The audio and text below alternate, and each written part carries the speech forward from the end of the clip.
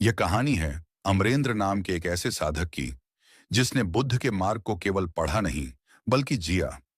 लोग उसे अमरेंद्र बुद्ध कहने लगे थे क्योंकि उसके शब्दों में शांति थी और उसकी आंखों में ऐसा ठहराव जैसे सामने वाले का मन अपने आप खुल जाता हो। अमरेंद्र बचपन से ही बहुत शांत था। वह बोलता कम था पर लोगों को ध्यान से देखता था।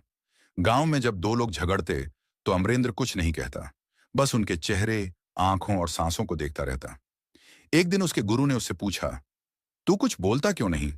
अमरेंद्र मुस्कुराया और बोला, गुरुदेव, जब मन शोर करता है तब शब्द बेकार हो जाते हैं। समय बीतता गया। अमरेंद्र ने बुद्ध की शिक्षाओं को गहराई से समझना शुरू किया। उसने जाना कि दूसरे का मन पढ़ने के लिए पहले अपना मन शांत करना पड़ता है। जब भीतर विचारों का तूफान चलता हो तब बाहर किसी का सच दिखाई नहीं देता। एक दिन राजा के दरबार में एक अजीब समस्या आई।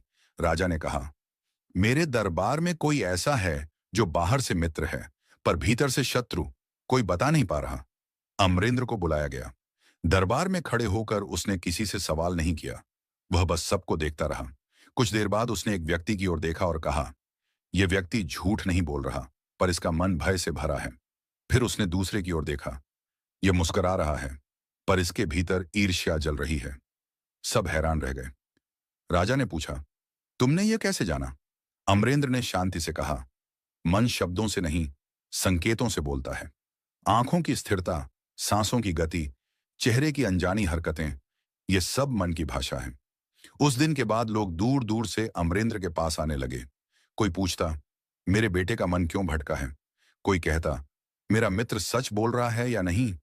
अमरेंद्र हमेशा एक ही उत्तर देता, मैं मन नहीं पढ़ता, मैं मन को सुनता हूं। जब तुम बिना निर्णय के सुनते हो तब सामने वाला अपना मन खुद खोल देता है।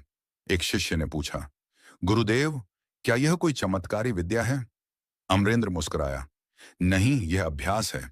जब तुम अपनी इच्छाओं, क्रोध और डर को देखना सीख जाते हो तब दूसरे के मन की परछाई साफ दिखने लगती है। उसने शिष्यों को ध्यान सिखाया, सिर्फ आंखें बंद कर बैठना नहीं बल्कि हर पल जागरूक रहना।